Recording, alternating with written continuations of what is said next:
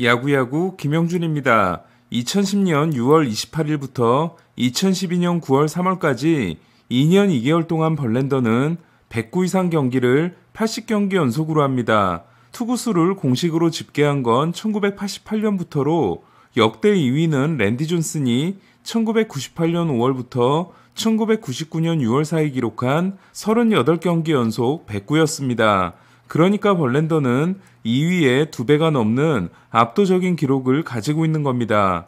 벌랜더는 63경기 연속 6이닝 기록도 가지고 있는데요. 다음 경기에서 5회 콜드게임이 선언되며 6이닝 행진이 중단된 벌랜더는 다음 경기부터 다시 11경기 연속으로 6이닝 이상을 던지게 됩니다. 중간에 강우 콜드게임이 없었다면 벌랜더는 75경기 연속 6이닝이라는 라이브볼 시대 2위 기록을 세울 수 있었습니다.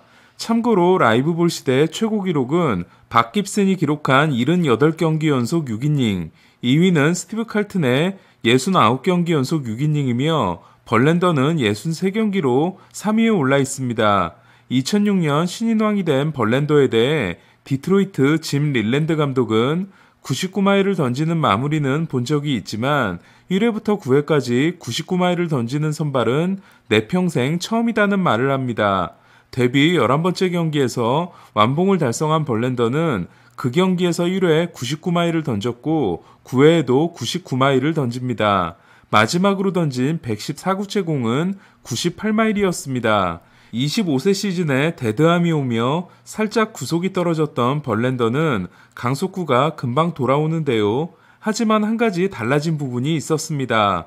벌랜더가 처음부터 끝까지 최고 구속을 던지는 게 아니라 낮은 구속부터 시작해 갈수록 높이는 투수로 한 단계 더 진화를 한 겁니다. 놀란 라이언은 자신의 저서인 피처스 바이블의 맨 뒷장에 1980년부터 1988년 사이, 그러니까 33세부터 41세 시즌 사이의 구속을 이닝별로 정리한 표를 올려놓는데요. 8회 구속이 평균 94.6마일로 가장 높고 9회 구속이 평균 94.5마일로 그 다음이었습니다. 그러니까 벌랜더는 라이언이 된 거였습니다. 제가 중계했던 경기에서 심지어 초구로 91마일을 던지기도 한 벌랜더는 게임데이가 1회에 던진 패스트볼을 모두 체인지업으로 분류하는 일도 있었습니다. 그리고 자신에게 쩔쩔맸던 추신수에게 홈런을 맞은 경기에서 분노의 100마일로 삼진을 잡아내고 마운드를 내려온 적도 있었습니다. 이렇게 완급 조절을 하는 강속구 투수가 된 벌랜더는 앞서 소개해드린 것처럼 매경기 109 이상을 던졌고 매경기 6이닝 이상을 소화함으로써 2009년부터 2012년까지 4년 동안 정규 시즌만 연평균 238이닝을 던지고 2011년에는 트리플 크라운과 리그 MVP까지 차지하게 됩니다. 오늘 있었던 벌랜더의 후반기 첫 등판은 그가 우리 시대의 놀란 라이언이 될 수 있음을 다시 한번 확인시켜준 경기였는데요. 전반기 마지막 두 경기가 7일 휴식과 8일 휴식이었던 벌랜더는 부인과 딸을 동반하고 레드카펫을 밟는 것으로 올스타전을 마침으로써 다시 6일을 쉬고 등판했습니다. 푹 쉰 덕분인지 평균 96.3마일이 시즌 평균보다 1.4마일이 높았던 벌랜더는 7회 96구째 공으로 99.3마일, 시속 160km를 던져 2017년 8월 5일 이후 5년 만에 개인 최고 구속을 기록했습니다. 6회까지 시애틀 타선을 무실점으로 압도하다가 7회 카를로스 산타나에게 솔로 홈런을 맞고 2-3알로 동점 위기에 몰린 벌랜더는 101번째이자 마지막 공으로 97마일 하이 패스트볼을 던져 샘 해거티를 삼진으로 잡아낸 후 포효를 하고 마운드를 내려오게 됩니다. 1983년 2월생인 벌랜더는 만 39세, 우리 나이로는 40살인데요. 2020년 9월 만 37세의 나이로 첫 번째 토미존 수술을 받았던 투수가 39세의 나이로 돌아와 96번째 공으로 99마일을 던지는 기적을 연출한 겁니다. 오늘 벌랜더의 이닝별 평균 구속은 1회가 95.1마일로 가장 낮았고 7회가 97.9마일로 가장 높았습니다. 7이닝 9K 4피안타 1실점 승리를 따냄으로써 시즌 성적을 13승 3패 1.86으로 끌어올린 벌랜더는 메이저리그에서 유일한 13승 투수이자 ERA와 WHIP가 메이저리그 3위인 무시무시한 괴력을 뽐내고 있습니다. 평균자책점 1위 맥클라나한은 14살, 2위 알칸타라는 13살이 어린 것도 벌랜더의 위험을 높여주는데요. 이쯤 되면 맥클라나한의 가장 강력한 사이 영상 경쟁 상대는 벌랜더라고 해도 무리가 없을 것 같습니다. 2011년 28세 시즌과 2019년 36세 시즌에 두 번의 사이영을 차지한 벌랜더는 2012년에는 데이비 프라이스, 2018년에는 블레이크 스넬에게 패해 사이영 2위에 그친 바 있는데요. 이번 맥클라나한과의 대결은 템파베이 투수와 세 번째 사이영 대결이 됐습니다. 36세 시즌에 21승을 따낸 벌랜더가 이후 두 시즌 동안 1승에 그치자 저는 2009년에 달성한 랜디 존슨을 마지막으로 300승 클럽은 더 이상 새로운 회원을 받지 못하게 될 것으로 생각했는데요. 하지만 오늘 239승째를 올린 벌랜더가 절대로 300승을 할 수 없을 거라는 말은 일단 넣어둬야 할 것 같습니다.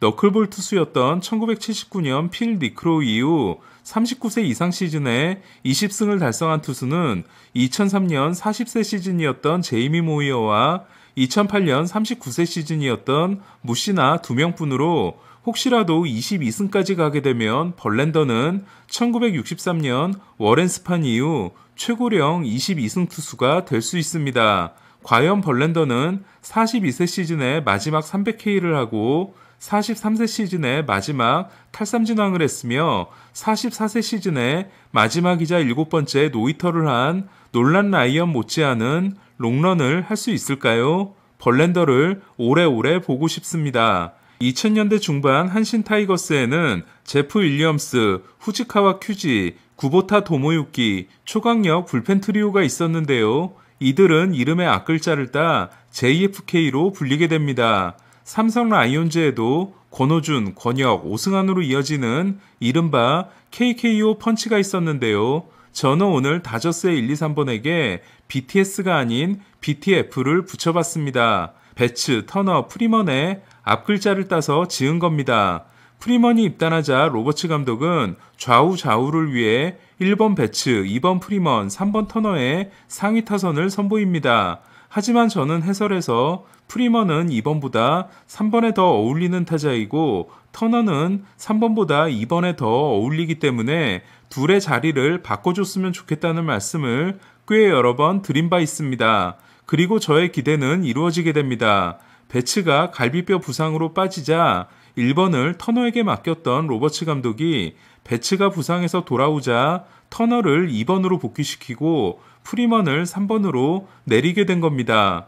2번 타자로서 출루에 대한 부담이 컸던 프리먼은 이때부터 홈런포가 터지기 시작했고 로버츠 감독의 말처럼 100타점과 100득점이 모두 가능한 선수인 터너도 2번 타순에서 종횡무진 활약하게 됩니다. 이렇게 새로 구축된 다저스의 상위 타선은 오늘 그야말로 눈부신 활약을 했는데요. 좌완 알렉스 우드를 맞아 첫 타석에서 파울 홈런 2개를 날린 후 12구 안타를 때려냈던 배츠는 3회 다시 만난 우드를 상대로 풀카운트 승부 끝에 6구 홈런을 때려냅니다. 배츠의 통산 200호 홈런이었는데요. 배츠의 이 홈런이 더 대단했던 건 우드가 배츠에게 첫 타석 안타를 맞은 후 8타자 연속 범타이자 5타자 연속 삼진을 이어가고 있었기 때문입니다. 하지만 우드의 충격은 끝나지 않았는데요.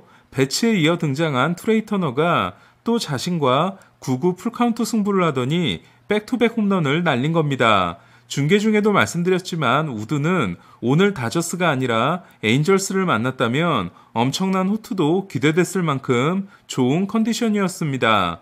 6회 이사 후 벨린저의 안타와 럭스의 3루타로 이번 시리즈에서 뽑아낸 17점을 모두 2사 이후에 올린 다저스는 7회 이번에는 프리먼이 홈런을 날림으로써 배츠, 터너, 프리먼이 처음으로 모두 홈런포를 가동한 날이 됩니다. 특히 4대0을 만든 프리먼의 홈런은 아찔한 9회 초가 다저스를 기다리고 있었기 때문에 더 귀중한 홈런이었습니다.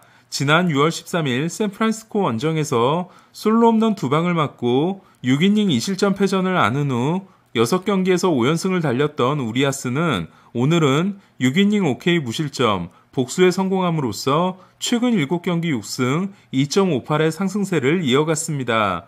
3일 연속 샌프란시스코를 꺾은 다저스는 1차전에서 미치 화이트가 5이닝 1피안타 무실점, 2차전에서 타일러 앤더슨이 6이닝 6K 무자책, 그리고 오늘 우리아스가 6이닝 무실점으로 선발 3명이 17이닝 무자책을 기록했고 내일은 클레이튼 커쇼가 등판합니다. 비록 킴브럴이 휴식을 취한 오늘 모론타와 프라이스가 주심에 도움이 없었다면 마무리를 못할 뻔했지만 저는 다저스가 이번 마감 시한 때 불펜을 보강할 필요는 없다고 생각하는데요. 다음 주에 라이브 BP를 하는 트라이넨을 필두로 브루스 더 그라테롤, 데니 더피, 토미 케인리, 빅터 곤잘레스와 어쩌면 더스틴 메이까지 5명이나 돌아오기 때문입니다. 이에 저는 프리드먼 사장의 말대로 불펜 투수의 가격이 폭등하는 마감 시한 때는 더 큰 영입을 하거나 아니면 하지 않는 쪽이 좋다고 생각합니다.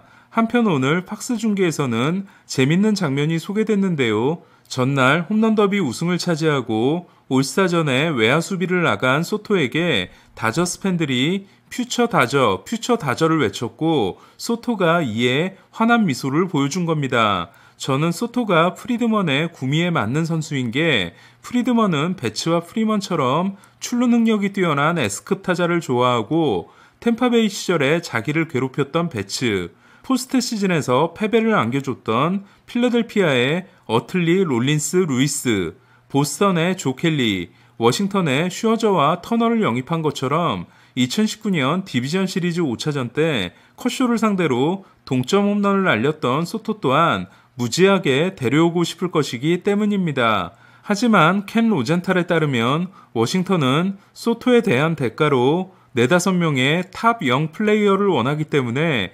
다저스로서는 어렵겠다는 생각이 듭니다. 이에 ESPN 버스터 홀리는 소토의 트레이드 가능성이 생각보다 높으며 소토에 대한 열망이 가장 큰 팀으로 샌디에고 파드리스를 지목했는데요. 실제로 샌디에고는 현재 거론되는 다저스와 양키스보다 외야 상황이 훨씬 심각하기 때문에 가능성으로 보자면 더 유력해 보입니다. 하지만 그렇게 되면 샌디에고 또한 팀 최고의 유망주인 로버트 하셀 3세와 맥켄지 고어, CJ 에이브람스, 아드리안 모레온 등을 내주는 큰 결단을 해야 합니다. 한편 소토와 함께 이번 마감 시한의 최대여이자 오늘 20호를 날린 오타니에 대해서는 에인절스가 8승각을 전혀 안 하고 있다는 소식이 전해졌는데요. 에인절스는 오늘도 패함으로써 5연패, 7월 성적이 2승 14패가 됐습니다. 오늘 소식은 여기까지입니다. 야구야구 김영준이었습니다.